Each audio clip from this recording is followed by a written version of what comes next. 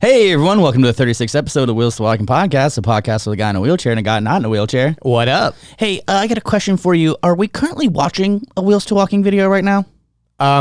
Maybe you're listening to it. I don't know. Well, we're not currently doing anything. We're currently recording this podcast, but maybe the people watching, they could be watching on YouTube. They could be listening on any listening platform they want. That is but also if they true. are watching on YouTube, they are not on the main Wheels to Walking channel. They're on the podcast channel. In case there's any confusion. Yeah, this is a podcast where a guy in a podcast wheelchair. with a guy in a wheelchair and a guy not in a wheelchair talk about stuff, and Yeah. we sometimes say the word fuck. Yeah, we sometimes cuss. Which we will not say on the main Wheels to Walking channel. Yeah. So if you're Sometimes looking for swear-free content, you can go to the main Wheels to Walking channel where we have 80,000 subscribers, or you can come over here to our measly 1,000 and whatever subscribers we got.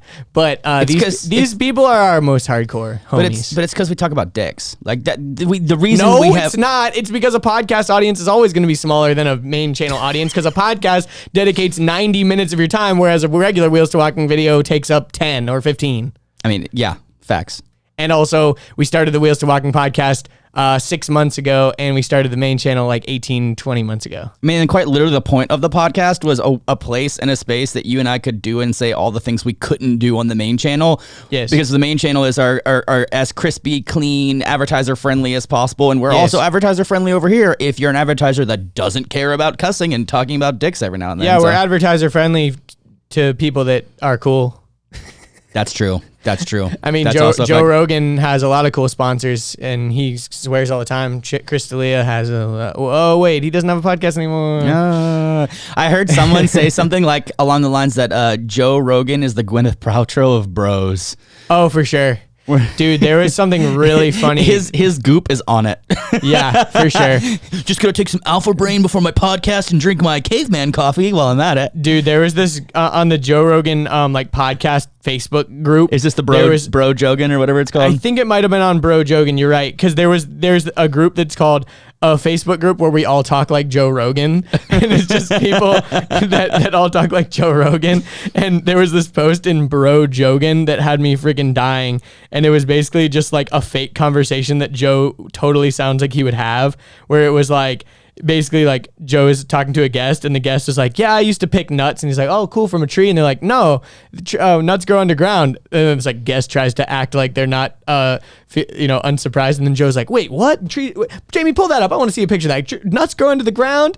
And then like they go to this whole thing, and they're like, man, yeah, you're right, if nuts grew above the ground, squirrels would be eating those things like a motherfucker. You know what? Squirrels are like the chimpanzees of mammals. Ever seen a shaved chimpanzee before? Man, they look bodybuilders, man. Yeah. They're jacked. Yeah. Oh yeah, here it is. It's like Joe leans in the mic. Fat's not the problem. Carbs and sugar's the problem. You ever eat nuts, man? Yeah, nuts are great for you. Yeah, I eat nuts. I used to pick peanuts back when I was a kid when they were in season. Nice. Like from a tree? No, they grow on the ground. Joe nearly shits himself in surprise. What? His guest tries to sound not condescending. Yeah, peanuts grow on the ground. Kind of like, Jamie, Google this shit right now. Jamie, Google peanuts growing in the ground. Holy shit. Just like that. Yeah, they grow on the ground like potatoes. Joe breathes heavily into the mic. Well, that makes sense. I mean, they couldn't grow on trees because squirrels would fuck them up. Imagine that. Imagine how much squirrels would fuck up a peanut tree. Squirrels are basically tiny chimpanzees. Anyways, for those of you that listen to Joe Rogan and also listen to our podcast, you understand that. And for everyone else, sorry. Yeah, it's okay. But we also want to give a happy birthday shout out to our friend. You were just on his podcast. I was just right? on a podcast. It's not out yet. No, it'll be out soon. It'll be out soon. I think. But Ian, our boy Ian Lenhart. What's up, Ian? Ian Lenhart, Len Jones. It's his birthday, so we're going to sing Happy Birthday to you, and then that's all we're going to sing. Happy birthday, Len Jones. Happy birthday, Len Jones. Happy birthday to you. I think it'll be your birthday when this comes out. It's a party of two. Yeah. It's in like 2 days, right? Yeah, it's in 2 days. Are we doing this? Are we launching the podcast tomorrow or the next day? It's Wednesday at 6 o'clock right now. We're gonna still launch it on Friday morning. Wednesday at 7. So it'll be his birthday when this launches. So happy birthday, Len Jones. Give him the old razzle dazzle. Go listen to his podcast. Go subscribe because then the episode with Richard will be coming out very soon. Yes, do that. Also, apparently, I'm really annoying in a couple of different ways. So first way. Should we? What's the first way? Let me take care of this. Let me take the reins on this. There's a long list. There's like 100 items. We're just going to cover 2. So Andrew and I had a real big office day yesterday where we were up working till, working till 11 and didn't go to sleep till probably 2. And then you made us like dinner and I made us dinner. We all hung out. Wined and dined me a little bit. Yeah, you know? to the point where like I don't ever get out of my. So here's the thing. I'm in my wheelchair Guess who doesn't need places to sit in his house? Me. I don't need anywhere to sit. I'm rolling around in my wheelchair all day. But when people come over, they can sit at the bar, they can sit in here, or most of the time people just like sit on the bed because it's just right in the middle of it's right in the middle of the living room. Well, you used to have 2 like lazy boys, and then like slowly over time we got rid of them, and so now there's no. You have lazy one of them, boys. don't you? Yeah, I have one of them in my room, and then one of them we like sold to some random guy. Yeah, someone from the internet. I don't even remember. And that table. Yeah, but anyways. And the railroad cart. But anyway, That's so as one of the things that Andrew's notorious about doing is just falling unconscious at any moment. Like he will fall asleep with like a full-blown like lights on, music playing, watching YouTube videos, but be unconscious, but you wouldn't be able to tell. So the other night I woke myself up because I was watching a video I was watching like TikToks, and my phone fell off the edge of the bed and woke me up, and I just go, and I just fell back asleep. Just let it. I just let it sit on the ground. I'm like, if it's cracked, it's cracked. Nothing can happen now. So anyway, so he like falls asleep on my bed, and I'm like, okay, he's on my bed, which I don't care. I'll sleep with the dude, especially my homie. Like he's my best friend. Who cares? That's so gay. So I took my blanket and turned it into a taco, basically. So there was the no homo zone, and then I gave. Which apparently you do with Jalila too, you said. We just don't share blankets well. So here's the rule. Pull the pole or hold a hole, but never pull the hole. Never pull the hole. What if there's the no homo zone? There's no way it could happen. Whatever, it doesn't matter. We were sleeping butt to butt, I think, because I was facing the one way. So I gave him his own blanket. I like turned the air down or whatever, and then I'm a wheelie boy, dude. I got my whole nighttime routine to go through. I still gotta like brush my teeth and wash my face and slowly ease my way back into bed. So I like put on a show. I put on Trailer Park Boys, which is like one of my favorite like a nonsense show that you don't ever have to pay attention to. And also I was just like, I was thinking, I'm like, should I go home? I'm like, nah, I'm way too comfortable. I'm sleeping here. No. And you're sleeping here, aren't you? I'm like, yeah. You're like, we didn't even plan to spend the night. And I'm like giving you blankets. And you're like, I'm going to take my underwear off. And I'm like, you're going to sleep naked, bro? No, that's not what I meant. I meant I'm taking my underwear off, but only my underwear. Like I wanted my shorts on, but not my underwear on, because my underwear was like boxer briefs. So they were like too tight and I needed to let them breathe. You know what I'm saying? Dude, but I was dying. So I did take off my underwear, but then I put my shorts back on. So it wasn't like I was just naked chilling in the bed with you. It's okay. We had the no homo burrito. Yeah, the burrito, the burrito of consent. Yeah. The consent taco. Precisely.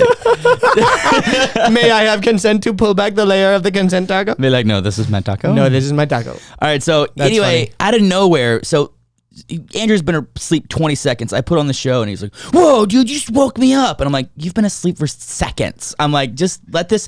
Did I really say that? Yeah, like let this TV noise be on in the background so I'm not going to be disturbing you while I'm getting ready for bed.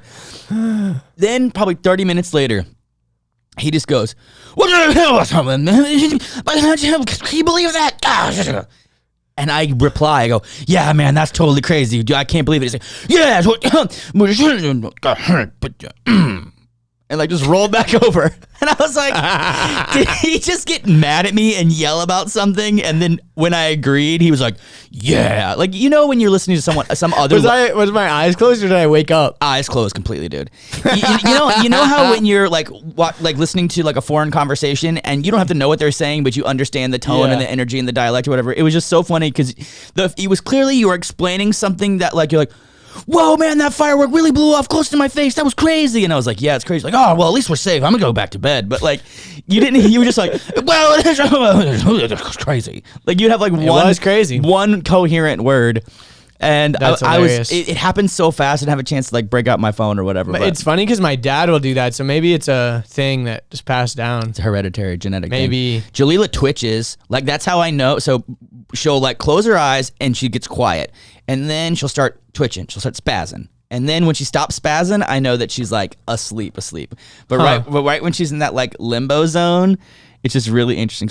Just twitch. Like she got a case of the twitchies. Case of the twitches. Case of the epilepsy. Yeah, and so Andrew, tell us a little bit about why you used to use lav mics in your podcast because you knew the guests would be doing something annoying. I forget what it was. Probably like farting or something. I don't know. No, I'm just kidding. Well, there's a few reasons, but the number one reason why I wanted to use lav mics was one, because they're tiny and portable, and I wanted to make my podcast as portable as possible. Facts. But the other reason was because I wouldn't have to coach my guests on any sort of mic etiquette. Like normally you'd have to tell them and remind them to keep the mic close to your face and like don't fidget with the mic, don't touch the mic, blah, blah, blah, blah, blah. But if you watch any of our podcasts, you know that I'm constantly like touching the mic and feeling the mic and moving the mic and adjusting my mic. And I've been rewatching, and I listen to our podcast, so I don't typically watch it back. Yeah, me too. I listen to it. But when I do watch it back, I'm like, yeah, I need to stop touching the freaking mic. Because you remember in one of the first episodes, I was literally like stroking the mic. Just doing and this. so I'm like, okay, I got to stop doing that. But it was like the equivalent of me doing this or something. But since I couldn't really touch my face, I was like touching the mic. But it turned into something completely else. It turned into some other monster where you're constantly adjusting like every little movement. Yeah. And I know I find myself doing that sometimes too. But because I was like analyzing myself. I'm like, why do I do that? And then you'll watch like a Chris D'Elia or Andrew Schultz or even people on Joe Rogan and stuff. A lot of people do adjust the mics. Yeah, they at least with Joe's, they're sitting at a table, so you're kind of like leaning on the table a lot. So there's something to put your hands on. Whereas with this, we've got like our hands lap, basically. on our lap. You gotta like glue your hands to your lap, basically. And I think eventually, like even right now, I'm doing it because I want to lean forward, but I know if I'm just gonna like keep leaning forward, I'm gonna keep touching the mic, which doesn't sound bad, but it just looks weird. Mm-hmm. So I just like always feel the need. I move around a lot. I always feel the need to like adjust the mic as I'm moving my face. But I am going to make it my personal goal for this episode to touch it less. I will try to remain more calm in my mic etiquette. Well, you know who would be the great monitor, the great data collector, the great snitch, if you will? Who, Fred? No, TikTok, bro. TikTok. TikTok will pay attention to every single movement you've ever done in your entire life and will just make sure that you don't touch the mic. That's true, because TikTok is analyzing everything apparently, which is really scary. For those of you that don't know, there are currently countries that are. But we don't upload our podcast to TikTok. Thankfully. No, but just it's on your phone right now, so we know the Chinese overlords are watching us right now. Oh, yeah, you're probably right about that. They're probably watching me. They definitely are. But yeah, they just got banned in India. Like India banned a lot of apps. Like 50 or 60 apps, like a lot of apps. And then the U.S. military, if you are any type of active service member, period, you're not allowed to have TikTok on your phone. Yeah. Like it's a potentially like a national security threat. And I remember like you and I I can understand if you're in the military why you would not want to have TikTok on your phone. Yeah, like you and I were having a conversation the other night about... might become a simp. Then you're just going to be a loser. No, just simply like privacy and data and your argument was like, oh, well, if everyone knows everything about everyone, then who cares, right? And well, I think that's just what's going to happen in the future. Because, like, the reason, like, I'll kind of jump down this rabbit hole, and we'll come back to TikTok, but, like, the idea of privacy is only valued by people that have had lots of privacy in their life, and that is something that they value, right? So, like, before the internet, it was like the ultimate privacy because like no one really had cameras to take pictures of you. Like we didn't have camera phones. Like, the only time that there would be like video or camera footage of you or anything is if there was like a deliberate reason for it. Like there was no, like, you know, there was books, you know, like the book about like Big Brother watching you and stuff. It was like this crazy dystopian thing of like eventually everything's going to be watched. Orwell. And everyone's, yeah. What is it called? 1984 by Orwell. Yeah. It's an interesting concept, but I mean, we're kind of living through it right now. And even like Black Mirror is like, yo, we're like taking a step back because like everything is so crazy right now that all of the concepts that we had are like already coming true before they're even like crazy enough. Yeah. Like normally they were like so out there, they'd be like, whoa, what if this happened? And all the like hypotheticals that they've been thinking about are like not that far off anymore. So like we need to take a while to like really think about how crazy this could all get.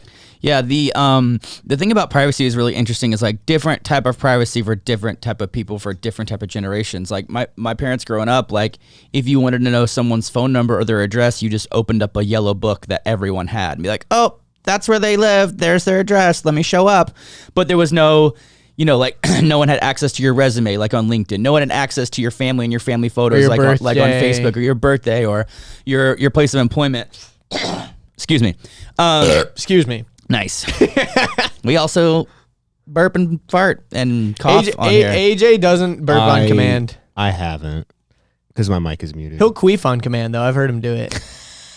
Yeah, but that's an only. From when I showed you that video last night. Only the people in this room can hear that. Yeah. It's a privacy thing. Yeah. Yeah. But Remember anyway, that video I showed you? oh, that's what I'm laughing about. Yeah. There was a TikTok about that. Anyways. Continue about privacy. Yeah, so value and privacy. So not burps and but I think you're also right about the idea of kids that grew up with cell phones in their hands and iPads and Instagram and social media and Facebook. Like, their idea of privacy is very different from our parents' idea of privacy. And I think that's what happens is like you can get mad. Like Gary Vee has a lot of talks about this subject because people don't realize that like history repeats itself, right? People get all mad when the old systems change and they're like nostalgic and they have love for these old systems because they have emotional attachment to them, and that's why they are given value in our society. But if the new generation coming up has no attachment to those types of things, like for example, one of the big things that's happening in society is like back in the day, like the idea of success was like owning a big house and like possessions and like showing off to the neighbors and blah, blah, blah, blah. And now because of social media, the way that you show off is like, yes, possessions, but also like traveling the world and like experiences and like clout and followers. And, you know, like there's a different motive for and a different gauge for success, you know? And I think the people that like have their priorities in order, those haven't changed that much over time, because at the end of the day, like typically like lower class people value possessions the most, middle class people value like accolades and like awards the most, and like very upper class are like, yo, what's in your wallet though? Like what's straight up in your bank account? Like that's what matters is like the actual money, because they don't need to show off because they've got the money. But anyways, because like once you reach a certain point, it's like, okay, why am I even flexing at this point? You know, what I find interesting is like everyone's trying to be what they're not. Most people on their way to wealth want to be rich and famous. They want to be both. And usually what happens is you get so much wealth that you then want to not be famous anymore. You then you hire security people and drivers and escorts, and you've got like, you know, security at your house and gates, and, you know, like you're anti-paparazzi and you're trying to hide. It's like because from what I understand about wealth, and especially like huge levels of wealth, those people want to be absolutely invisible because they don't want anyone knowing what they're up to.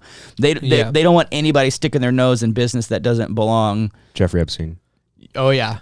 Fucking Damn, Jeff Epstein. never even thought about that. But yeah, I was thinking right. I was thinking that. My brain didn't You haven't go seen there. the Jeff Epstein doc, have you? I tried to start it, but it was. Me and Andrew watched it, and like I need to can't watch it again. Yeah, I need to watch Athlete A. Have you heard about that? I had to turn off the Michael Jackson documentary because I haven't watched that either. It was so like they described the molestation so intense. They did with like, Epstein's too. I was like, ooh, no, thank you. Yeah, like, and apparently same with Athlete A. It's about is it the Larry Nassar, the women's gymnastics. Yeah, and you know what's crazy? He used to give them pelvic exams in front of their parents, and sometimes he'd have an erection. He would like insert fingers into their Dude, you know what's crazy is my mom went to high school with him. With Larry. Yeah. No, that's crazy. Yeah, crazy, right?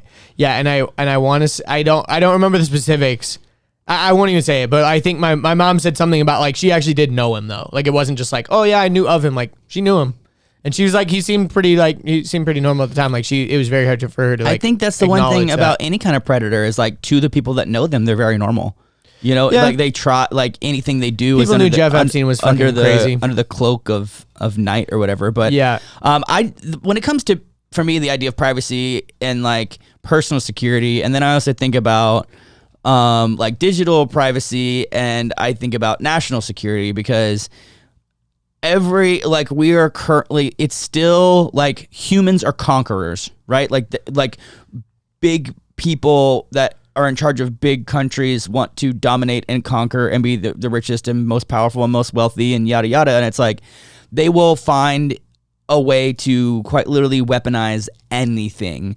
And if you can collect enough data on enough people, you have enough information that you can do things to manipulate those people, places, things, whatever, into doing stuff. I don't know, man. It's just like, we now have the potential. I mean, even at like when the Russians intervened in the election, it's like we have a propaganda machine in our pocket. Like, how do we not know that like all of the stuff we're seeing, even from this current civil unrest or like the corona stuff, like how do we not know that all that info is being injected into the US from other countries? It probably is. Just to make us more crazy and more insane and more chaotic. And it's like, if you just pay attention to our leaders and scientists and doctors, actually not our leaders, psych. If you pay attention to doctors and scientists, you're probably in the right path. But if you, but not the fucking CDC, they've admitted they lied to us like so many times. yeah, Like that's the whole point is there's no one you can turn to. Isn't there this new data that shows that like 99.5% of people like that, like some 50, another statistic? Yeah, I don't know. I don't remember. I saw it again. I'm now probably a part of the problem, but it was something like new data shows that like millions and millions of people worldwide have caught this with like zero symptoms and zero transmission. I think that's probably very accurate. I mean, like, I haven't gotten tested, but I wouldn't be surprised if I tested positive. Like, I've been around, I've been doing things, I've been out in public. Like, you mean like from an antibody test? Yeah, I mean from whatever test. Yeah. Like, because there's a lot of people that test positive that have no symptoms. So like, I got nose probed. That was you did. That was terrible. Where did you do it? So it was before my bladder augmentation surgery. And they had to make sure you're COVID. They had to make sure I was COVID free, and then I just rolled up in this like drive-through thing where I rolled down the window, and they basically like shoved a thing into your brain. It was like a 9-inch long Q-tip, basically. It basically has to like reach the top of your throat from your nose, it goes right? in through your nose all the way down to the back of your throat, and you start coughing and crying because your body's like eject. Like what's here? Like it's not. I would not do well with that. Apparently, there's a new test though because they were talking about it on H3. Well, they also do like mouth swabs. Yeah. But anyways, to get back to the point of what I was going on TikTok is spying on us. Well, no, I was going to talk about privacy first because we already kind of jumped down the rabbit hole. But yes, the idea of privacy is not as valuable to Gen Z because, for example, even the difference between me, you, and AJ. So, like, you're 31. 31, yeah. I'm 26, and AJ's 22, right? I'm 22, yeah. I'm technically in the Gen Z. Yeah, so you were born in what year? 97. 97. So, like, 90, I think the cutoff for, like, between millennial and Gen Z technically is 1996. So, if you were 1996 and earlier in time, which would be me, I was in 94, you are technically, but by who, right? Like by who you're a millennial and after is Gen Z. But actually recently, I actually made a TikTok about this because I thought it was interesting, and I figured a lot of other people would relate to this, is that they have coined a micro generation called Zillennials, which is basically the period right in between millennial and Gen Z, where you were, for example, you were alive during 9/11, but you probably don't really remember it or were old enough to know it. Mm-hmm. Like, you were probably old enough to kind of understand what was going on. I was very well aware. I was in first grade. So, like, I knew what was happening, but I didn't fully understand like 5th or 6th probably. And there's a big difference. It's funny because even though we're only like 5 years apart and you're 4 years apart from me, it's not that different now that we're older, but as a child, big difference. Because in that Zillennial group, because I would consider me and AJ Zillennials, I would say you're definitely in the millennial camp. I'm a millennial, and then like I've got sisters. You're born in 89, right? Yeah, I've got sisters that are elder millennials because millennial goes all the way to 84. Yeah, and if you're an elder millennial, then you have basically like you probably didn't get your first cell phone until you were in probably college. Yeah, probably around college. I got my first cell phone in like 8th grade, but it wasn't a smartphone. I didn't get a first smartphone until I was like 21 or 22. Yeah. And before that, I was on like flip phone and T9 texting. I'd been on T9 texting and like regular texting since, 2005, 2001, 2002. Wow, really? I got cell phone early, man. My mom. Oh yeah, because you were like homeschooled. My mom had to find some way to keep tabs on me, and giving me a phone was the only way to keep tabs on me. And to put that in perspective, you were texting and AJ was 4. You were born in 97. Yeah, I was in kindergarten. Yeah, so I was in like first grade. Like, you know, I remember in 1998 pretty well, and I remember like it's crazy. But the point that I'm making is you remember a time pre-internet, 97. probably. or at least there was I only remember a time. I don't really remember pre-internet, but I very clearly remember a time where internet had not invaded our lives 100%.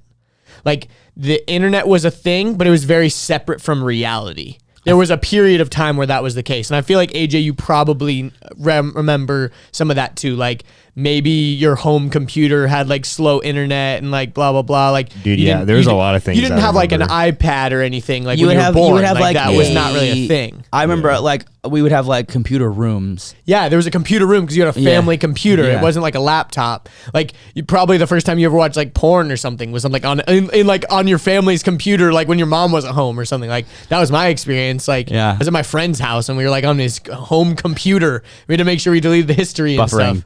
Buffering for like 49 hours to load like one image. Buffering. That's funny because mine was already like pretty fast at that point.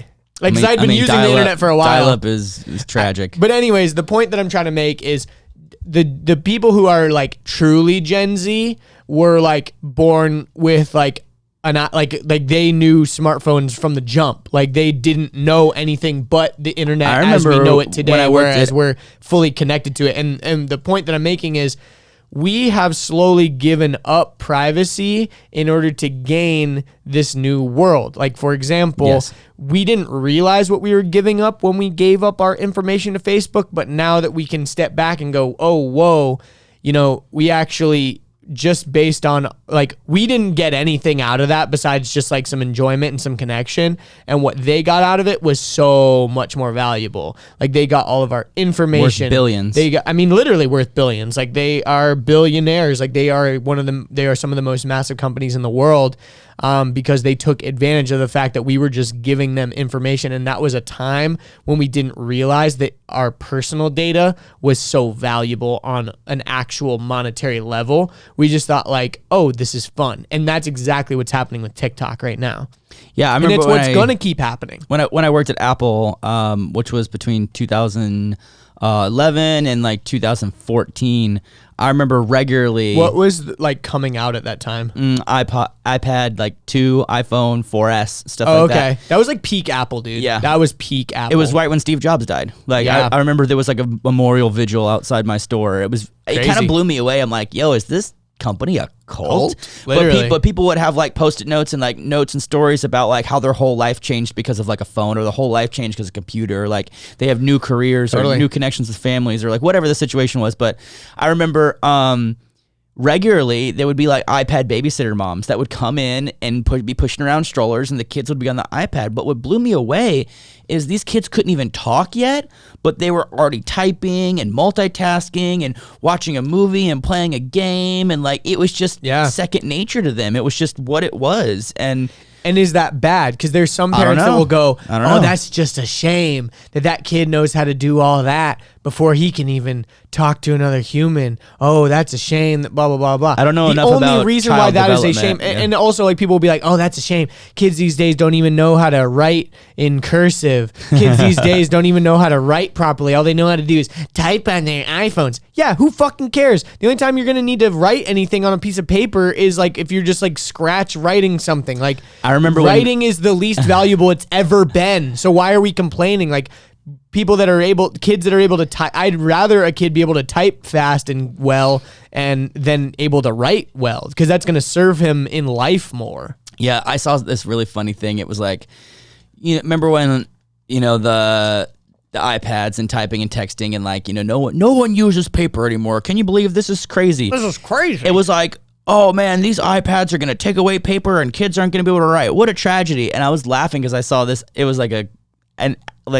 piece of ancient propaganda that was basically like, students writing today on paper is bad. They need chalk and slate. Chalk and slate is the only way for them to write better. Because you can erase it quickly. You can quickly erase it and you make corrections. Like, you need chalk and slate. Paper and pen is bad. It is evil. And it's like the same thing that happened. Every progression, there's always any type of complainer. So I've been early. Now that we have iPhones, people aren't communicating in real life. There's pictures of people on the subway all sitting there reading their newspapers. Yeah. Like they're not. But if we weren't on our iPhones, we'd be reading the newspaper. We're not talking to each other. We're doing our own thing. There's always the old will always criticize the new. Like, well, but yes, because they are romanticizing the old, but only for the reason that it's nostalgic to them. It only holds value to you, and that's what's interesting about like, I mean, just the current climate in general. A lot of these people that are like the whole like, I mean, not to get too political, and I don't want to go down on this too much, but basically the idea of like, make America great again. Remember the good old days? It was the good old days, man. And now these fucking immigrants are coming in and fucking it up. I remember when it was just me and my white friends, and now we got all kinds of cultures coming up here and ruining everything. There's a fucking Asian mart on the corner. I can't read that fucking sign. Remember when America was great? I could read everything. I wouldn't see a single black in sight. You know what I mean? Like literally just racist shit. I saw a really but cool. Like that's kind of like the rhetoric that's being displayed from some people that you see. I saw a really cool Twitter thread that was talking about like how you can manage to narrow down when it was great and what they're trying to get back to, and it was basically in the 40s, 50s, or 60s or something. I don't remember, but if you looked at everything that was happening during that time, they're against all of it except for the segregation, like racism, police stuff. It's like higher taxes for wealth. No. Socialized medicine. No. It's like segregated schools. Yes. You know, it's like, yeah, I don't know if they're 100% for that, but it's just like, yeah. But anyways, the point that I'm making is like, the reason why you value things is because it's like what you're nostalgic for, and things change. That's why people get mad when like neighborhoods get gentrified. It's like because they remember how it was like living there. They were like, we got pushed out of the city, so we're in this area, and now all these people are moving back in this area. Now we're getting kicked out of our homes, you know? But it's like, I mean, the world works on supply and demand. We live in a capitalist society, so that's just like kind of the way the cookie crumbles, the way the world works. Everything is subject to change. You can't rely on anything to ever stay the same. But anyways, I guess the whole point of me bringing up all that is the fact that kids of today do not value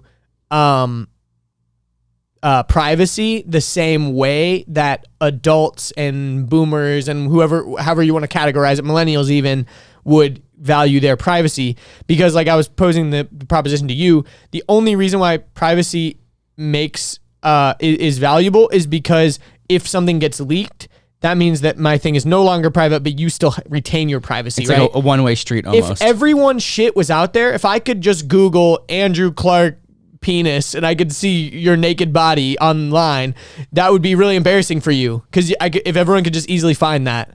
It wouldn't be embarrassing because I put up there for a reason. Well, what if someone like hacked your iCloud or whatever and they saw like naked pictures of you or whatever? And I mean, I've searched that. I couldn't find anything. So obviously that's not real. But there is someone who would regret that. Who? Mia Khalifa. Yes, we will talk about her in a minute. It does flow into this conversation. But the idea that someone can look up something about you, but that thing is not public knowledge for you. Like, for example, like I said, if I could find naked pictures of AJ, but I couldn't find naked pictures of me, I'm like, haha, I can see AJ's, naked body. But if everyone on Earth, there was like pictures of them naked everywhere. If everyone was doxxed, if basically. everyone was doxxed and you could just find, if literally there was no privacy, there would be no, like, but I don't want to be doxxed to another malicious country. Like, I'll be doxxed to my neighbor, I'll be doxxed to my government, but I ain't cool with, I don't know why, honestly, but it feels like a threat to national security. Like, it just no. And I'm not like, saying it's a good thing. I'm not justifying Yeah. why it's a good thing. I'm just saying that kids of today are like more comfortable with the idea that like, yeah, of course Google knows everything about me. Like, yeah, I use their services. Like, I get the benefit of using all their services for free. They understand like, that. I get that. Like, I am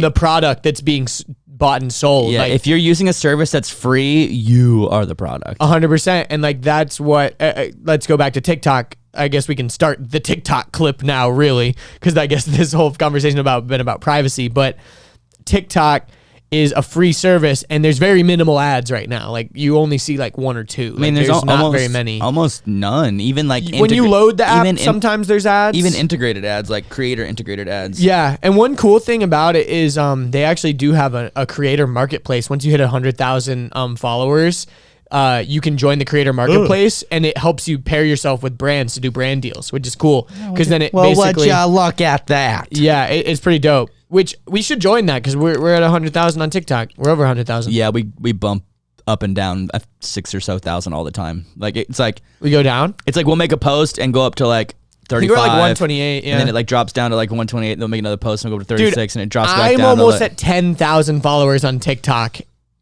What? Like, what the hell? There's a lot of people on TikTok. Because the thing is, you'll a shit ton of people you'll on TikTok. follow anyone and you'll rarely unfollow you know anyone. what's crazy? Instagram, you actively unfollow people and you rarely follow people. Well, that's only because that's the maturity of the platform. Like on Instagram, now it's to the point where people are so comfortable with it, they're not actively looking for new people to follow. They're trying to like unfollow people because they're like, oh, it's too much. I've seen this guy a million times, blah, blah, blah, blah. The thing about TikTok is that since it's so new and people are still figuring out the platform, people are still being blown away by like, oh my gosh, that's a unique angle that I've never seen anyone do before. I'm following that guy. That's funny, or whatever. And the thing that's interesting about TikTok that Vine never had, like for example, the biggest person on TikTok right now is Charli D'Amelio. She has over 70 million followers. Think about this. PewDiePie has 100 million subscribers on YouTube. And he's been doing it for over a decade. And he's been doing it for over a decade. And TikTok hasn't been around. And he only got to 100 mil because of the whole Battle with T-Series. Like he was at like 50 mil like before that happened, and then he just got that giant spike because of the whole battle. The second most followed like person that's not like a brand account has significantly less. Like I think like 40 million or maybe 50 million. I'm not even sure who the second person is. I don't even know. But even like Logan Paul has like 15 million, and he was like a really big person on YouTube. 22, I think. Either way, on Vine, Logan was one of the biggest people. I could be mistaken. I'm pretty sure Logan at his height only had like 3 million on Vine. And he was one of the biggest people. I'm looking that up. How many followers did Logan... I'm going to do it. How many followers did Logan Paul have on Vine? So it'll tell us in just a second. Thanks, Google. He had 3.1 million followers. I noticed you didn't use Bixby. No, fuck Bixby. You hear that? You hear that? Here, I'm going to press the Bixby button. Fuck you. Beep. Anyways, so Logan at one point only had 3.1 million. I think King Batch might have been the most followed person. He might have even had like up to 8 or something. King Bach? No, his name's Andrew Batchelor. It's short for Batch. I'm just fucking around. Yeah, but it looks like Bach. King Bach. Some people did call him King Bach. But anyways, the point that I'm saying is TikTok is so global and it has really, really taken a hold. Like if you just think about those numbers, that a girl that is the most followed person on TikTok has done that kind of numbers in less than a year. In less than a year. She started in like July. Literally. So she's about to come up to a year on TikTok. She's 16. And she has 65, 70 million followers on TikTok. And there's 350 in the whole US? That just tells you the value of the platform. Like this thing has got legs, bro. Like it's serious legs. Yeah. Like people are like, oh, TikTok's so cringe. There's no one who's on TikTok. It's like, dude, there's a person on TikTok that has 70 million followers. That means that at the very minimum, there are 70 million people on a platform. That is no small audience. Yeah. And like, but to go back to the privacy concerns, it's been very, very open that TikTok has some shady shit going on. It's got connections with Beijing, and it has openly given data to Beijing and does not hide that fact. And it's crazy. So if you guys want to know more about this, it's kind of a deep dive of a read, but this is a guy. We can put the link to this in the show notes. We'll put the link to this but it's a guy on Reddit goes, I'm a nerd who figures out how apps work. For a job, don't use TikTok. And then the title is like, guy who reverse engineers TikTok reveals the scary things he learned and advises people to stay away from it. It's literally a bit of a long read, but basically, like, the app itself, whether it's running or it's not, or just you install it on your phone, literally, you give it permission to access anything on your phone at any time for any reason. It scrapes a lot of data. Think about all of the metrics that you have on your phone, and if all of that data is being collected and be given to a place where arguably, and I don't know enough about the politics, but like arguably China is like an enemy of the US, but also an ally because we produce a lot of stuff. It's confusing. I don't fully understand the political landscape. And he basically says, like, for what it's worth, I've reversed Instagram, Facebook, Reddit, and Twitter apps, and they don't collect anywhere near the same amount of data that TikTok does. And TikTok is like outright trying to hide exactly what's being sent around. And apparently he even said that the TikTok app is specifically designed that if you are poking around in all the settings and stuff, the app starts behaving differently. Because it knows that you're looking for something. Well, number one, it knows that you're looking for something, but also it's like, yo, this guy's trying to figure us out, like ban his shit. Because that's the other thing that happens on TikTok is you can get shadow banned like that, and you just don't even know why. Like things will happen because the algorithm is so crazy. Like there's this dude that I've been following. He's actually really smart. I'm on his Discord now too. He has a Discord, but let me find his name real fast. His name is Jackson, and he's got, I think his name is like Jackson's TikTok tips or something like that on TikTok. But he talks about like all the analytics and like how the For You page works and like the algorithm and all this stuff. Yeah, it's crazy. And it's really fascinating because, I mean, people are like mad. They're like, oh, my shit is flopping. Like the algorithm's, like I'm shadow banned. And it's like, maybe you're not shadow banned, but like the algorithm very quickly figures out that your video sucks and like stop showing it to people. Cause like that's what happens on YouTube, right? Like it will show it to a lot of, it'll figure out if it's good. The YouTube machine has gotten so good that you can't even like hack around it like you used to be able to hack around it. Like you used to be able to like do certain things to like trick the machine, but now the machine is like so good, it knows everything about your video except for if it's actually a good video, and then it gauges people's response to the video if it's a good video or not. Which is, and the thing is like what these algorithms do, because it's machine learning, right? So it learns on its own learning. It's consistently building upon what it's learned from the past. So like on TikTok, for example, not only is it analyzing the likes and the comments and the engagement from like how good the video does, because the other big metric on TikTok is watch time. Same with YouTube. The way that they can gauge whether a TikTok is good is not necessarily by likes and not necessarily by comments, is by the watch time. So like if it's statistically proving, like if you are watching a TikTok over and over and over again, objectively that TikTok is good, or you went to the bathroom and left your phone on your bed, or if you fell asleep. Or if you fall asleep watching TikTok and they just watch on repeat. But that's just one metric of data. That's just one person. That could be an outlier. But if lots of people are watching and the watch time is very high, it's very easy for them to see if it's a good video. But not only on top of the user data that we're showing from the watchers, like I'm pretty sure that they're accessing the camera to be able to see if your like eyes are looking at certain parts of the video. They're able to analyze. They're analyzing the actual videos themselves, like you said. Like they're analyzing body movements, like all the biometrics. I'm sure that they have a part of the algorithm that's like girls with large breasts perform better than girls with small breasts, and so they will bump those on the For You page more. Like that's not surprised. That's not like objectively. It's like TikTok is suppressing women with smaller chests. This is an outrage. And it's like, kinda, yeah, but the machine has realized like over time that girls with like small bikinis and large breasts are gonna perform better than girls with lots of covering and small breasts. I feel like we talked about this once on the podcast where it was like people were like, TikTok is censoring disabled bodies, and it's like, no, unfortunately a lot of disabled people are just really bad creators. It has nothing to do with their disabled 100%. body.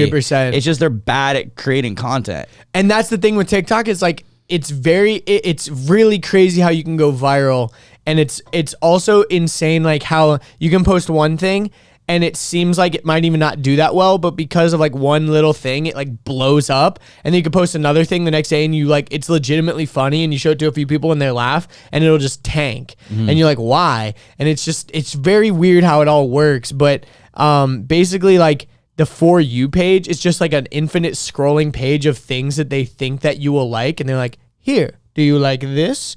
And based on your watch time and stuff like that, they figure out what you like as a person. It's based on like hundreds and hundreds of metric data points. For sure. And it's based on where you live. Like stuff that's local tends to pop up on your For You page. It'll scrape your contacts and figure out if people in your contact list are on there. Because I've been on a For You page and one of my friends pops up on there and I'm like, oh, I didn't know they had a TikTok. And I'm like, why did this show up on my thing? It's because TikTok knows that I know them based on their other social media, you know, because like if you link your Instagram to it, then they know that your Instagram is linked to that. And if my Instagram is linked to mine and I follow that person, they can like figure that out. You know, there's just so many crazy things.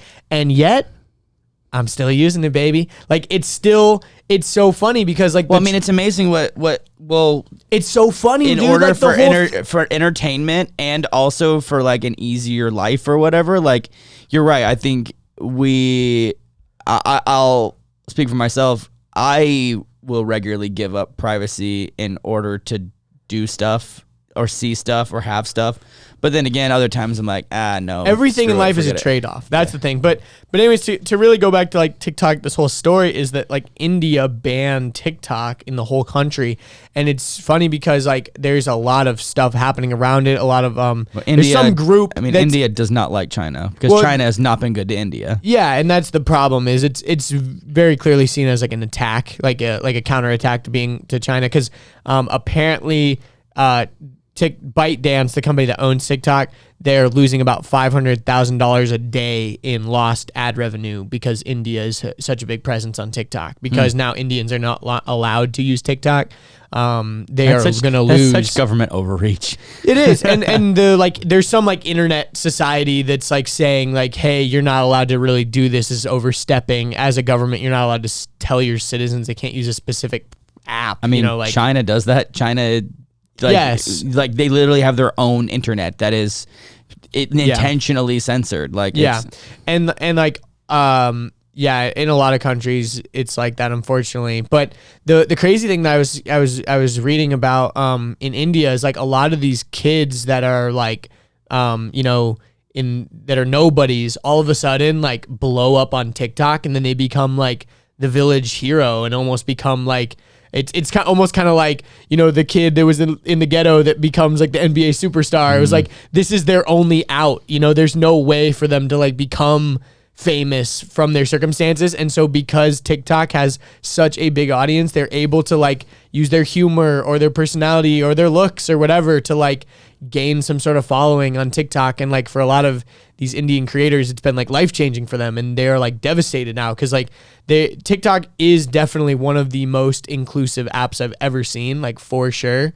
Like they are very, very inclusive. There is a community for everyone. They want everyone's data. And because, of course, but not just as the platform, but the people on the app are like very inclusive. Like it is very, very community oriented. And it's funny because that For You page is so curated, if you are really into a certain thing, your For You page will be full of that thing. So if you're transgender or something, you'll probably see a lot of transgender creators. If you're, if you are whatever, like you end up seeing like what you are into, and it's actually connecting a lot of people. And a lot of people are saying, especially a lot of lesbians have said that TikTok has become a better way to meet other lesbians than even like lesbian dating apps and stuff, because TikTok is showing you like the best of the best. Local lesbians in literally your area. Like local, it skews local, and it's showing you like the best and the funniest people. So like literally it's like showing you like on a silver platter, like here's the coolest and funniest lesbians in your area, like literally. And there's like not a good way to like literally a lot of people have made those connections, and it's funny because it's really crazy, man.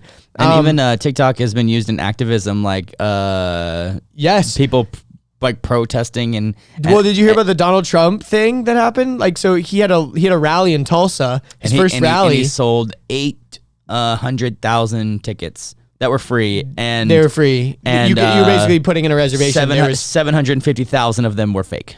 Yeah, so basically there was a lot of people. 25,000 people showed up. There was a lot of people on TikTok that said it would be a real shame if we all bought up all the free tickets to Donald Trump's rally in Tulsa and didn't show. Like, that'd be a real shame, huh? And people were like joking about it, and like people went and did it, and basically, yeah, they had way significantly under attended. And it's funny because like a lot of it's these Gen Z kids, like it's literally like kids trolling on the internet, and these kids are doing more than, like there's like so many jokes about like Gen Z is afraid to make a doctor's appointment, but they'll like throw a tear gas canister at a cop, like they have like so much like anxiety about certain things, but they're like ready to go fight on the front lines for like Black Lives Matter or whatever, things like that. So it's funny, and I guess we can switch to the next topic, which would be their activism has helped Mia Khalifa, who is you probably know her from her adult film career, which actually was very short-lived. She was at one point a nobody. She decided to do porn. She shot some stuff for like 3 months and made about $12,000. And after she shot that stuff, you know, they release it and produce it and whatever. It's kind of like, and sometimes those it's like when you're an actor in a movie, and then like a year later, the movie's finally edited and it comes out. Yeah, well, right? sometimes they'll strategically do it where you'll shoot for 3 months straight and you'll do like 30 videos, and then they'll release one every 3 weeks for 3 years. Exactly, and people, that's smart. And people think like, oh, like she's still doing it. It's like, no, she's not. But when you sign that contract, I mean, you know what's happening. You're making money, and I think a lot of people some people hope they do get famous, and some people hope that they don't get famous and they really just need the money. Like a lot of people, I think, like, hopefully, you know, I just need this money. Hopefully none of my friends or family see this. God forbid, if my mom sees this, I'm going to be, you know, it's going to be over.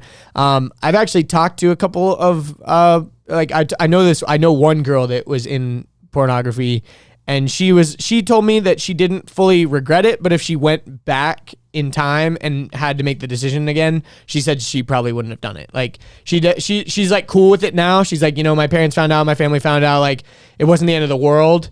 Yeah. You know, it was awkward for a while. 2020 would have been I better. probably, you know, now it's a little bit weird in life, but like, you know what? What's done is done. I don't necessarily have regrets, but like if I could go back and do it again, I wouldn't. And that's kind of like Mia Khalifa has been an active figure recently, especially talking about like, don't do it. Like, girls, like, trust me, learn from me. Like, I fucked up. I only made $12,000, and these companies are still to this day making millions and millions of dollars from my videos because there's ads. I mean, anything that's free, again, you are the product if anything is free. Really unique. Porn is free. She's like an Arab adult film star, and they would do. And she got a lot of flack. One of her videos blew up. They would do because skits, yeah. Heads up, that might fall. My bag is kind of falling off the edge there. Yeah, but there was one. It was like a. She was wearing a hijab Yeah. in the porn, and a lot of Muslims were very upset. A lot of Arab people were very upset, which makes sense. But yeah, but another thing that's happened is that she's been on TikTok, and the TikTok army has come together to like fight for her. Like they literally have gotten over 1.5 million signatures on change.org for justice for Mia Khalifa. They want her videos taken off the internet so that, you know, the industry can't make money off her anymore. She's repeatedly asked, you know, to be taken off.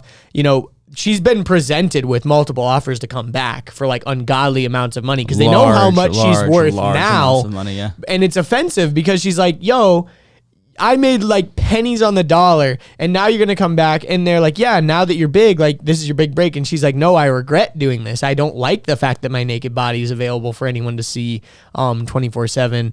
And she's also like, I think the reason why this TikTok community is embracing her so much is because she's been like an advocate for so many things. She's using her like fame for good, I guess you could say.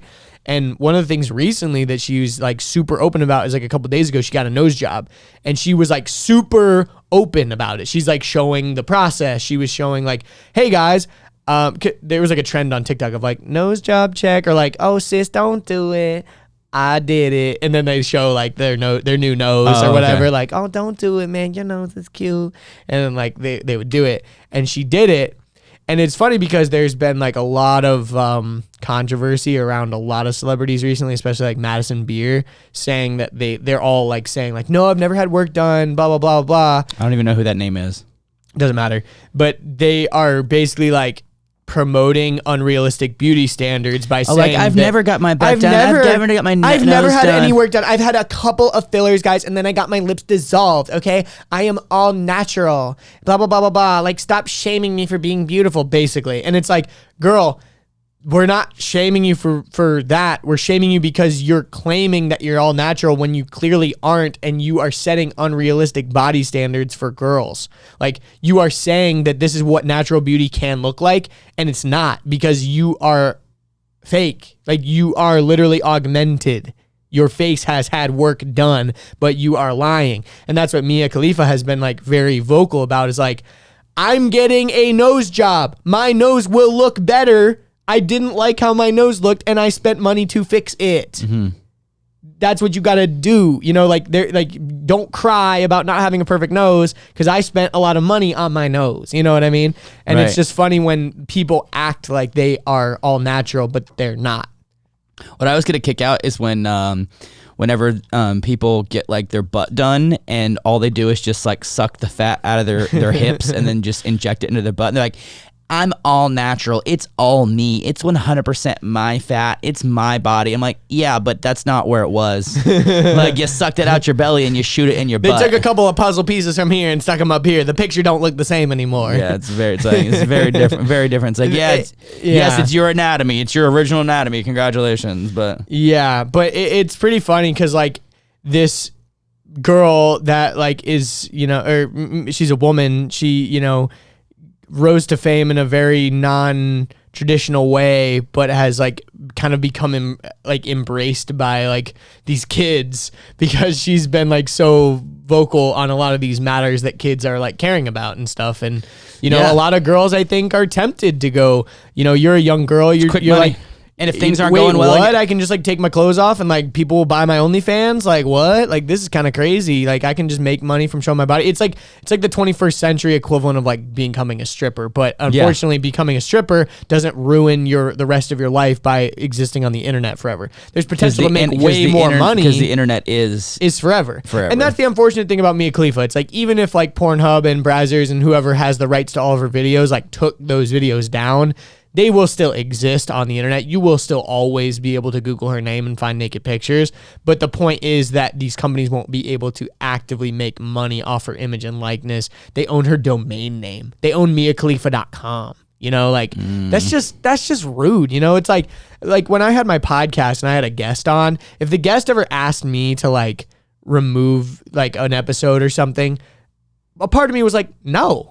We made this together, bro. Like you fucking knew what you were signing up for, and it was your situation. It's like you made the decision. You understood the consequences. You were the one who said the things. A podcast. You said the things. Yeah, you said the things that you are now ashamed of saying on the podcast, and like you knew that a podcast is designed to be listened to by lots of people, hopefully. Like that's the point of a podcast, is to put opinions and thoughts out for the masses. And now you're gonna say that you want to retract those? Fuck you. That was a fun episode. I like that episode. Blah blah blah blah. But then there's another part of me that goes, be a good do human. I really be a good human? And also, do I really want my name and my thing to be disliked by this person that I'm simultaneously like promoting, kind of? Like I'm saying like in the intro, like this person's a great friend of mine. They're really cool for this reason. I invited them on for this reason. And then behind the scenes, they're like talking mad shit about me because I won't take their episode down. You know what I mean? It's like, yeah, I don't like that. And unfortunately, the situation with Mia Khalifa is like very different because it was very transactional. The porn industry is not a podcast, but I can understand the argument against it because you signed the contract. We paid you $12,000. You were a nobody at the time. We didn't know that you were going to blow up just as much as you didn't know that we were going to blow up. But that's the reason why we pay lots of nobodies $12,000, because every once in a while we get a cash cow. That's how our business works. Unfortunately, you were the victim of a entire industry that preys on girls that young, naive, desperate girls want money. Yeah. And I think there's a lot of girls that can handle that. There's a lot of, you know, like I'd say like Riley Reid is probably like an example of someone who's like she's very confident in it. She lives it. The lifestyle of it. Like she's cool with all of it. Like is she's Riley still even her real name, by the way? No, her real name is something else. I have no idea. Cause I know, but I listened to that podcast I think I talked about it before. Yeah. I tried listening to that too, but the dude was talking way too much. Like he literally, it was 30 minutes of him talking before he even asked her a single question. And I was like, wow, bro. Yeah. But anyways, it's like when you hear her talk about what she does, like objectively from an external idea, like she's playing a character kind of, and you just have to, it takes a special kind of mindset and a special kind of person to be able to like have that. And it goes back to the privacy thing. But it goes like this too, where like pornography, it can also be like the ultimate women's freedom, like the ultimate women's liberation, like the ultimate, it's my body, I can do what I want with my body, it's my life, I can do it. You know, like who are you to say what I can do with my body and what I can't do with my body? And that's all, like that, isn't that the ultimate feminism? Agreed. Like the ultimate feminism is like, this is my body, I can do whatever I want. However, there's a lot of dudes that are like, or like maybe not dudes, but like porn production companies or whatever. That's like, okay, we'll pay you $12,000 and we'll make sure you get no royalties. And we're gonna own your domain name, and we're gonna do this and we're gonna do that, and cool, whatever. It reminds me of the Call Her Daddy situation too. You know, it's like we own the IP. Sorry. Yeah, and it's like the same thing with there's other people like I know her as Amara because I watch her on Mike's vlog, but her porn name is Lana, and she is kind of the thing where it's like she did it for like 9 months, got out of it, got hugely popular, and then was like, you know what, I'm just gonna keep running with this because my name is so huge. I'm just gonna like cash in on it. Yeah.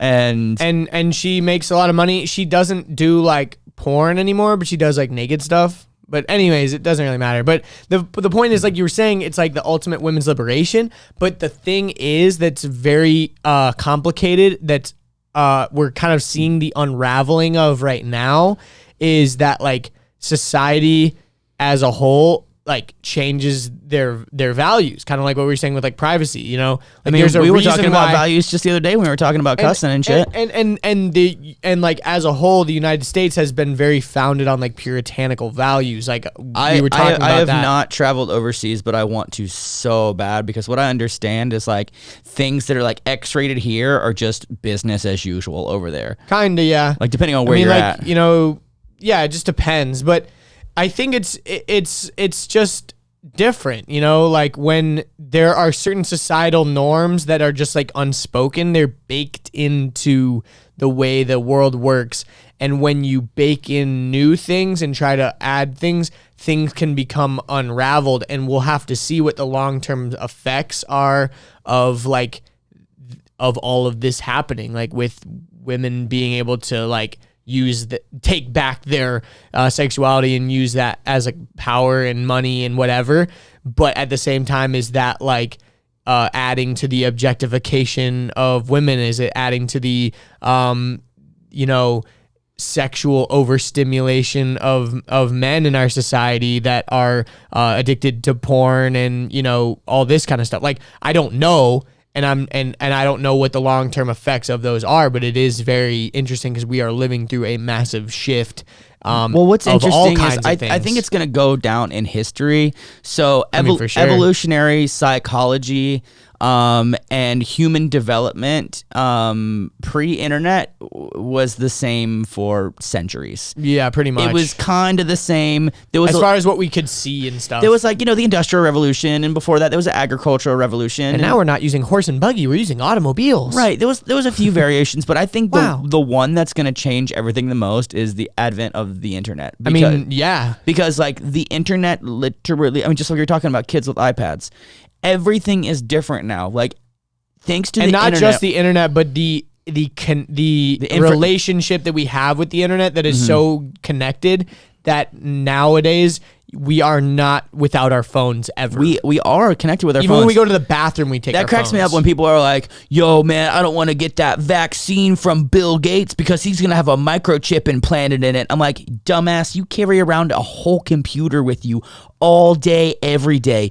You really think that they're going to implant it inside of you? No, they're going to trick you. It's your phone. Yeah. Like, we're already cyborgs. It's our phone. I sleep next to my phone. I eat next to my phone. I shit next to my phone. I drive with my phone. Dude, my phone is connected to me. Ask me what I'm doing tomorrow. I don't know. Gotta check my phone. What I do last weekend? I don't know. Let me go see if I took any pictures.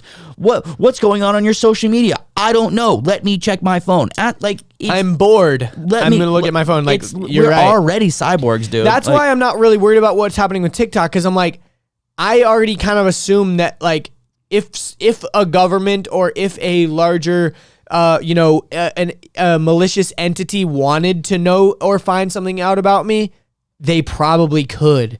There's documentation of where I live. There's documentation of people know stuff about me. People know my phone number. I mean, like, I got hacked one time. Like, my identity got stolen. My social security number's out there. Like, again, like, the privacy, if it's not dead already, it's just becoming more and more dead, and it's becoming less and less of a commodity. And I think that it will morph into something else that we as a society like value. I don't know. But there's also some like weird kind of privacy. And here's an example. A lot of people on the internet don't know that my name is Richard. They know it starts with an R, but they have no idea because I don't have it anywhere. Like my name is not really anywhere except for my like personal Facebook page, but everything is Wheels to Walking. Where you talk, Richard Corbett's on a lot of stuff. If you Google your name now, it pops up as Wheels to Walking. I know, but for whatever reason, it's been happening a lot recently. People are coming like Robert or like Rick or like. Oh, that's just people being dumb. I don't know, man. I'm just. Dude, people in real life will call you the wrong name. People call me Austin. People call me like all kinds of A names. It's because we're dumb humans that just remember the R. Well, I guess here's an example. Like, and they go, "Oh, you're Wheels Adaptive." They know it's something with wheels. It's just because people are dumb. It's not because they think your name's Robert. Yeah, I guess what I'm trying to say is, I guess, for example, like Post Malone, not a lot of people know his name's Austin. Everyone just calls him Post, right? Yeah. It's like, yeah, Austin is out there, but it's like most people, when they see him on the street, be like, hey, Post It's same Malone, thing with what's up? Riley Reid, same thing with Mia Khalifa, it's same thing with, like it whatever your internet name is what people are going to know you as, you know? Like, I also like the idea of... You're Linus Tech Tips. Like, his last name's not Tech Tips. It's like Jerry Rig. Everything's name is not Jerry. It's Zach. Yeah. Yeah, exactly. Like, but I don't think that that's necessarily related to like privacy as much as it is just like like your internet pseudonym or whatever. But I guess to wrap this whole like conversation of like privacy and TikTok and stuff up, 65 minutes of the show. Dude, it's a good combo though. I think there's like definite sections. Yeah. But, yeah, dude, this has been going on for like the whole episode. Yeah, pretty much. But besides our birthday message to Len Jones, but basically, I think that as a society, our values are changing a lot, especially in the United States. I mean, we've always been a melting pot, but it is becoming more and more of a melting pot each day. I think that it's kind of a beautiful thing if you really think about it. It's like, yo, what if we live life without borders, man? What if everyone was able to just be open and free? Internet. What if everyone was able to express how they really felt deep down inside Social media. without being afraid of how other people judge them? Yeah. What if we judged people not by the color of their skin, but by the content of their character? Someone said that before. That sounds like a George Bush I'm just thing. kidding. No, that's MLK Jr. That's MLK. That sounds like George Bush. That was just the accent. No, but MLK said, I have a dream. I have a dream speech. Right. I have a dream that we'll judge people not by the color of their this skin, is what but on the happened when content Richard of their doesn't go to character. school. Wow. It's okay. And I'm I've not going to judge you for not knowing it because we live in a free and open society. I've been working really hard, not going to lie. So I've been, like, for example, on Instagram Lives, I've been talking to as many black dudes as possible and as many, like, disabled black dudes as possible. So, P.S., if you're a disabled person or a person of color, I want to talk to you on my Instagram Live. But I don't, like, save it or anything because I feel like it's kind of like showing off. But anyway, so, like, I've been doing my best to learn, but then I go ahead and say an MLK quote is a George Bush quote. I'm sorry, Probably everyone. like the worst person to say it. No, I'm just kidding. No, George W.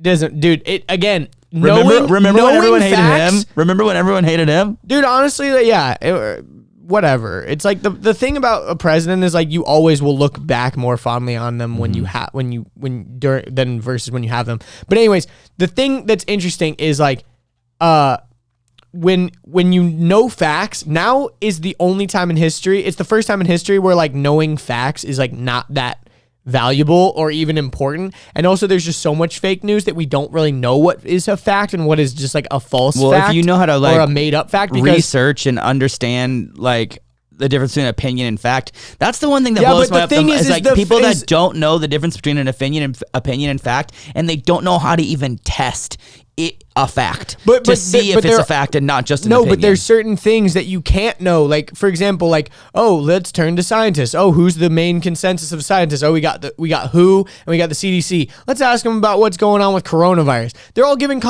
like different conflicting information, and then the next week they're giving you totally different information, and then the last week they go, sorry, we actually lied. We're trying to protect you, but we told you this because of this, blah, blah, blah, blah, blah. It's like literally the places that we're supposed to go to learn the facts and we're supposed to trust them are not giving us the facts because they are manipulated and they have their own agendas. And that's what's fucked is because everyone has a platform now. Everyone's able to say whatever they want on Twitter, Tinder. Well, they are allowed to say whatever they want on Tinder. But you know, like everything has become so commodified that, you know, it's been very blurred about what is truth and what is not. And I think the only way that you can regain that is by having a track record. That's what I love about Philip DeFranco. He's an independent news source. He does give his opinions, but he always clearly states his opinion. He clearly states his opinions. He admits when he's wrong. for the most part. He has a daily show where he covers a few different topics, and I know that I can go to him and I feel confident that he has done his due diligence and he's done his best to give the facts and to present the information in the best way possible. And I admire him for that. And he has a team behind him. He doesn't do it alone. He's built up for years, and he has a very strong track record. And yes, he has a past of doing weird shit and being clickbaity and putting boobs in the thumbnail to get people to click and all that kind of stuff.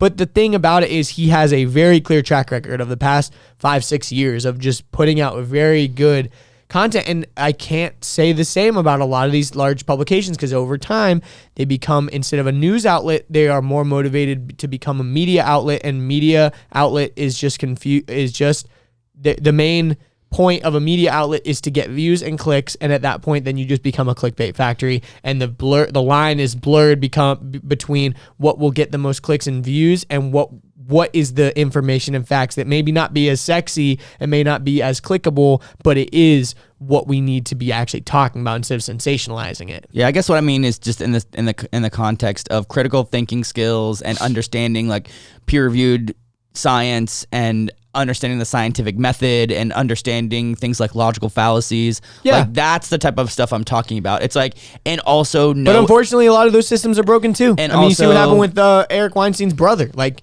there's a lot of fucked up shit with the peer review system too. Like, it is fucked. Like, yes, we can always do our best, but like, it is very, very hard, and you can't expect everyone to like take the time to do it all. Like, that is the reason why we like just shout out headlines and stuff. Like, and even like when you search for something, you don't know it, but like how you search for it will actually depict what results you get. And based on your previous search So records. if like I put like, is Donald Trump a bad man? You're going to get a bunch of stuff about Donald Trump being a bad man. But if you're like, is Donald Trump a good man? Is Donald Trump a good man? You get a bunch of stuff about it being a good, it's like, is Donald like, or like, what is Donald Trump's policy on, hate crimes? And it's like, oh, well, they used the word hate crimes. It'll be like, Donald Trump does hate crimes. It's like, it all depends on your search query as well. It's very complicated. Yeah.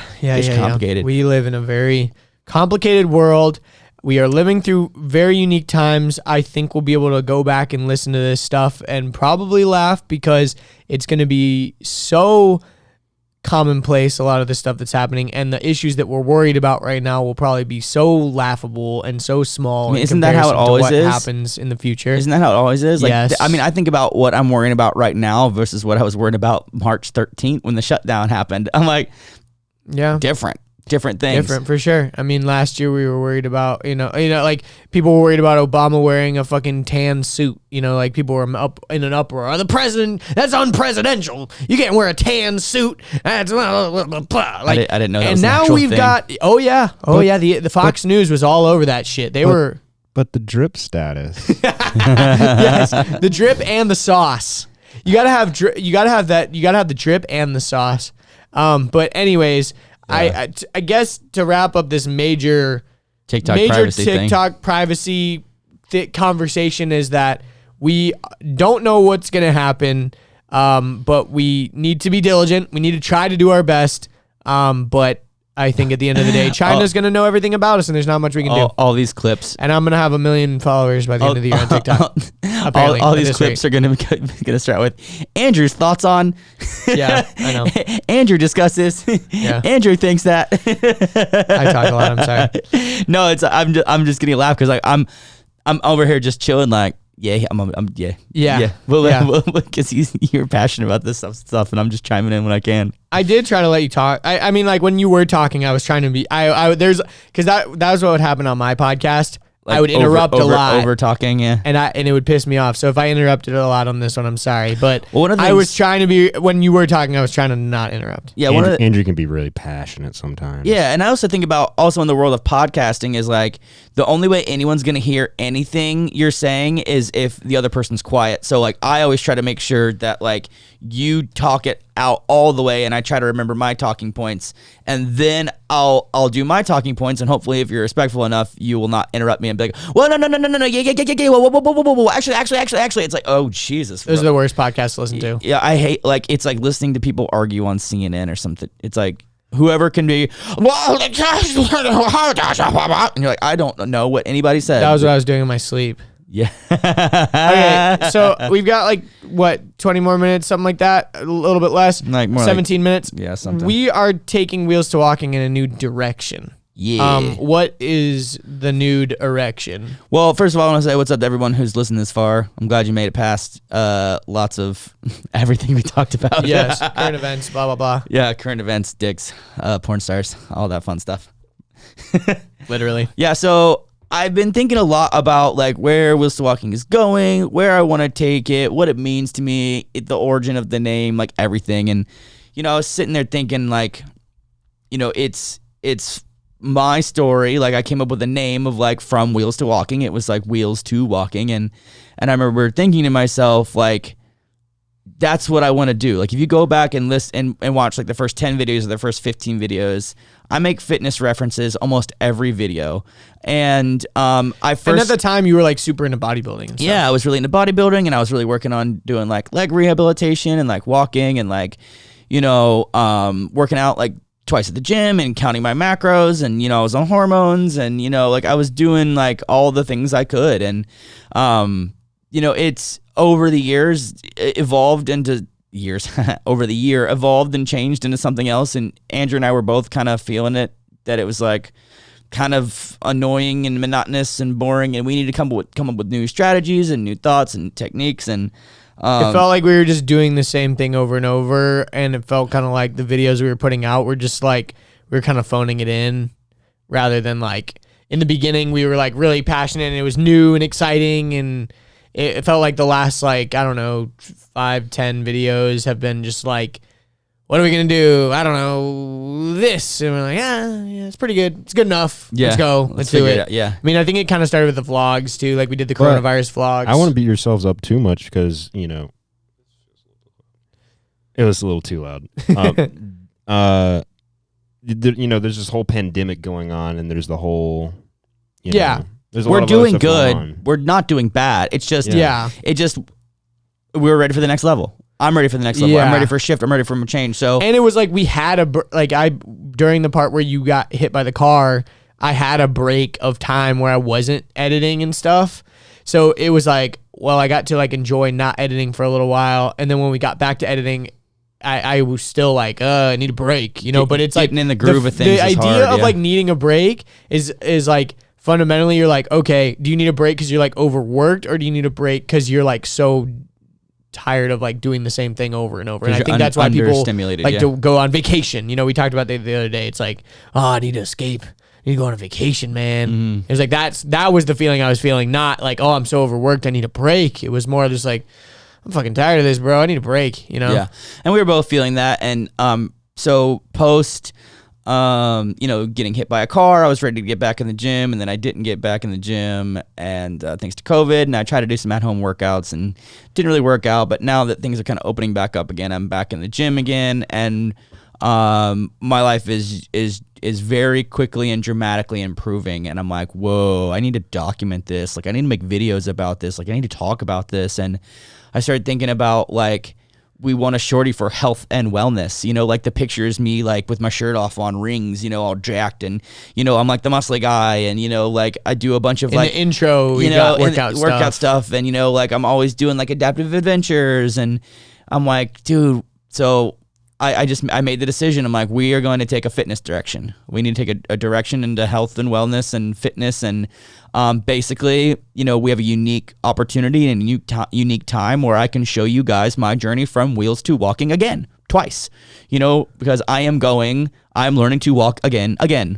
It's like, and hopefully better than before. And I'm going to meet with new doctors and scientists, and I'm going to research new modalities, and I'm going to try new different things and different exercises, and, experiment with different diets, and may or may not experiment with new hormones, or I don't know, dude, we'll see, man, new whatever. But the bottom line is like, we're taking a direction into fitness because we all deserve to be at the highest form of health and the highest form of wellness, and, to live longer and not be as depressed, and to not be overweight, and to have higher quality skin integrity. And, I just really, not be depressed. I'm just thinking about like when I got hit by the car, dude, my life was devastated all over again. It was like I was hitting the reset button, and granted, like one of my superpowers is I'm pretty much invincible in the sense that like nothing can keep me down forever. Like I can get literally hit by a car and hospitalized for a week, and then here I am about 6 months later, 80 to 90% back of what I got. But like I've also lost a bunch and a lot of pain problems, and like I'm really just trying to like making the type of videos we've been making over the past couple weeks just doesn't seem authentic. It seems like it's a job and not like a documentation of me and my journey and what I'm going through and what I'm doing. So for those of you that have been paying attention to my Instagram recently, I've been doing a lot of like updates talking about like a fitness video I'm going to be working on, and bunch of fitness videos, because I want us all to dig our way out of this corona mess together, and like let me be your leader, like I've done it before, I can do it again. I'm gonna show you guys how I've done it. I'm gonna encourage you to do it your own way, and like let's lose some weight, let's get healthy, let's get active, it's summertime, let's improve our lives. Unless you're in Australia or New Zealand, let's get confident, like all these good things that are a huge part of who I am, that for whatever reason post accident I've just kind of forgotten about. Like I lost a lot of my drive and ambition, and a lot of I don't know, it was just weird, man. Like we've talked a lot about it, but yeah, wheelchair walking is transitioning kind of back to its roots, honestly. And even in don't call it a comeback. Yeah, don't go. Yeah. And then also like in that same vein, like main vein, Wheels to Walking is like we're crushing it, dude. Like we're leveling up every day, and it's getting to the point that we're leveling up so fast that like the systems that we had unspokenly built are just failing like over and over and over again, and it's causing a lot of strife and a lot of chaos and a lot of mayhem and a lot of conflict and like just a lot of nonsense that doesn't need to be there.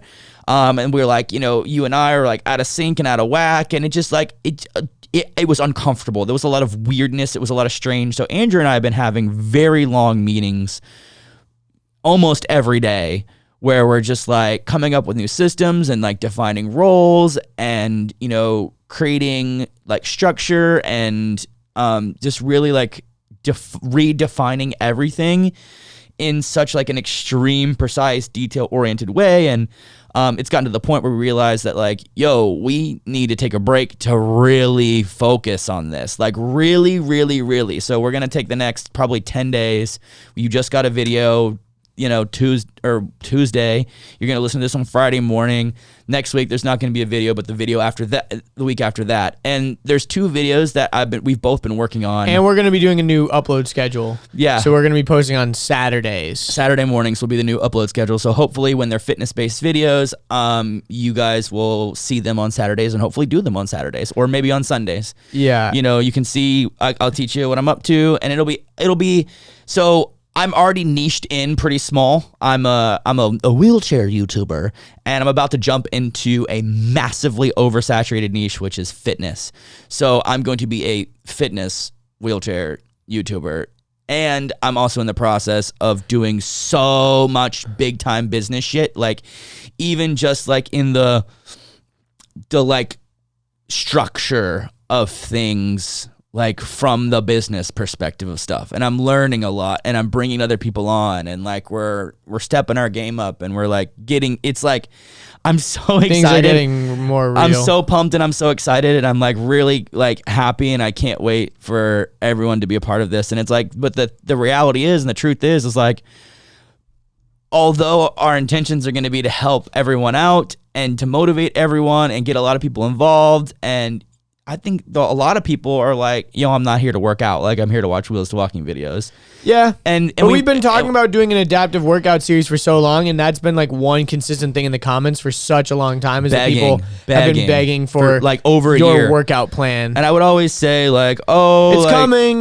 We're going to do an adaptive. And the thing is, we were always waiting on like a sponsor or something like that, but we're just or like a gym or like the right timing or like whatever. But I've been buckling down, dude. I've been like, the thing is like anytime you're setting out on a journey and you're like, it's like, I think about this example a lot. I don't remember who told me this, but it's like, when you go on a journey, you aren't going to wait until all the lights are green to start going. Like, you got to start the journey, and then you got to wait at some red lights, and then you got to go. Like, there's going to be no time where there is 100% green lights. You're like, okay, at exactly 7:59 and 26 seconds, if we leave right now, we're going to hit every single green light. Cannonball and we're gonna run. and then you're going to be like, when is that? And you're like, in 26 years, I've calculated it perfectly. And it's like, you're never going to do like, that. why don't you get there in 5 just by taking the time in between? Exactly. I was listening to a podcast where The Undertaker, which is like finally retired from the WWE,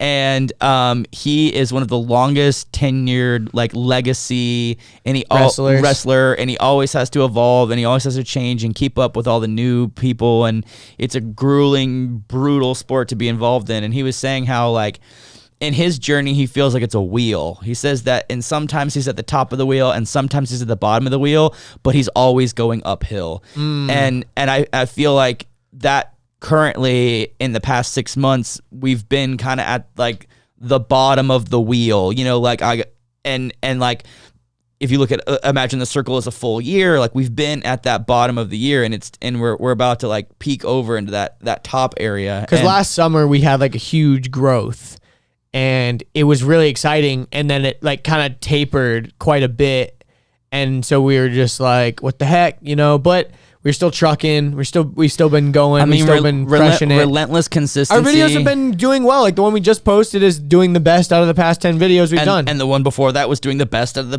past 10 videos. And if we keep we're finding our stride again. And if we keep up that upward trend, and that's the whole thing, is like, the combination of being hit by the car and Corona, like, really changed me a lot. And I think also changed everybody else a lot too.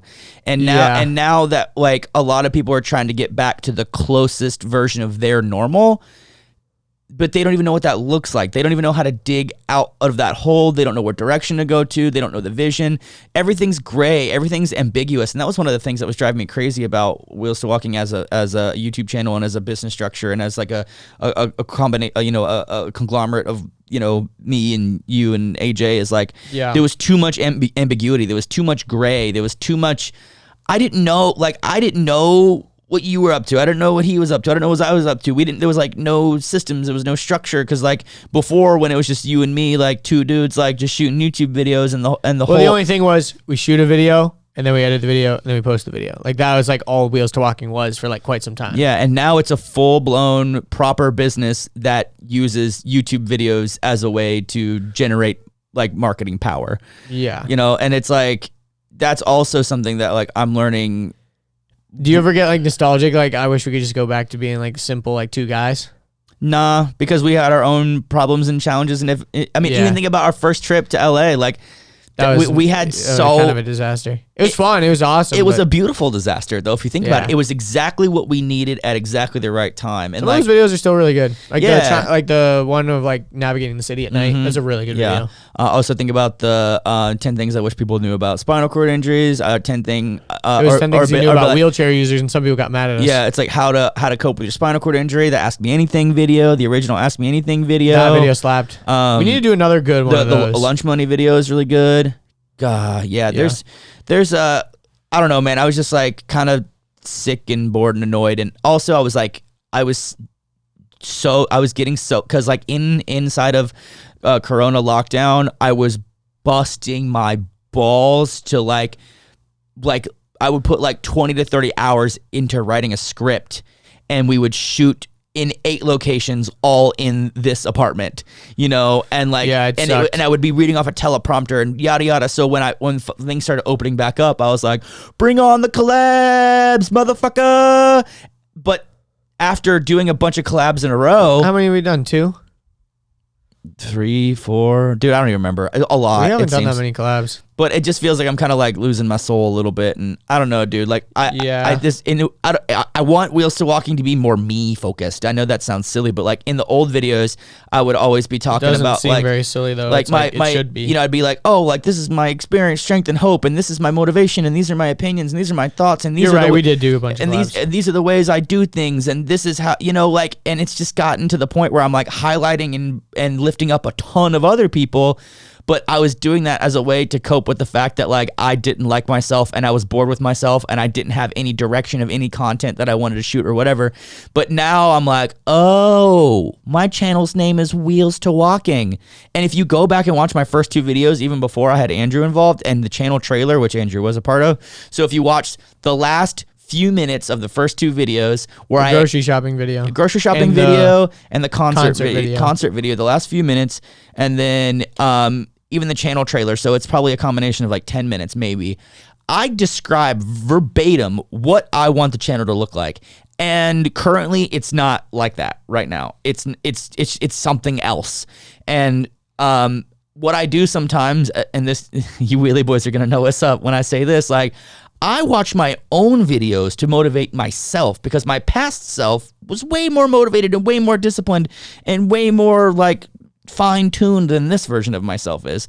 And even like I say some shit that I'm like, yeah, Richard, you right. You know, like, tough love. And to like gain perspective of like where I was, where I'm going, where I was going, where I am going. I don't know, man. I just like, it's one of these things that like it needs a massive overhaul from the ground up, basically, where it's like we have 18 months of doing what we're doing and we've done it really well, but this next 10-day period we're gonna basically rebuild it from the ground up the same way that we started it 18 months ago. Like we're gonna like completely rebuild everything, and it's gonna be a lot of Richard, it's going to be a lot of mindset, it's going to be a lot of motivation, it's going to be a lot of information, it's going to be a lot of fitness, it's going to be a lot of other things that will help us generate income so we can do bigger and better videos. And, you know, we're going to be doing, you know, cooler and bigger and better and doper brand deals because now we have the leverage to do that, you know,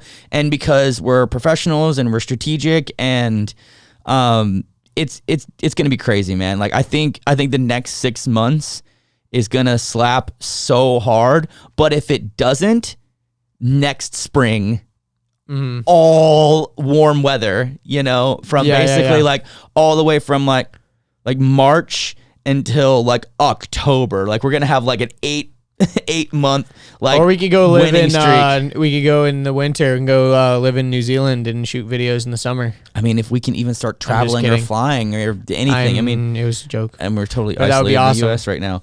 But yeah, we'll see what happens. What up, Andre? And we know some people in Australia too. There's some cool people in New Zealand and Australia. You know what's even crazy is like I didn't realize how massively. I mean, I knew we were international, but I didn't know like how international. I mean, dude, you think about it, like our comment section is very full of people from all over the world. The messages you got in the hospital are from all over the world. It makes a lot of sense. I mean, a lot of our temporary merch went all over the world. It's pretty true. Crazy. It's true. But we are over time. Anything that we want to leave them with? There's still a topic I want to talk about, but we'll talk about it next week, I think. What did you want to talk about? Well, I mean, do you want to go long? No, we'll just end it. But it's like I'll tease you guys with it now. I know what it is. I need like an uninterrupted 30 minutes to just rant on this topic. But I'll probably just do it next week. I'll just leave it in the notes. But all right, cool. But until then, we got a good topic. Follow some places. Peace. Peace.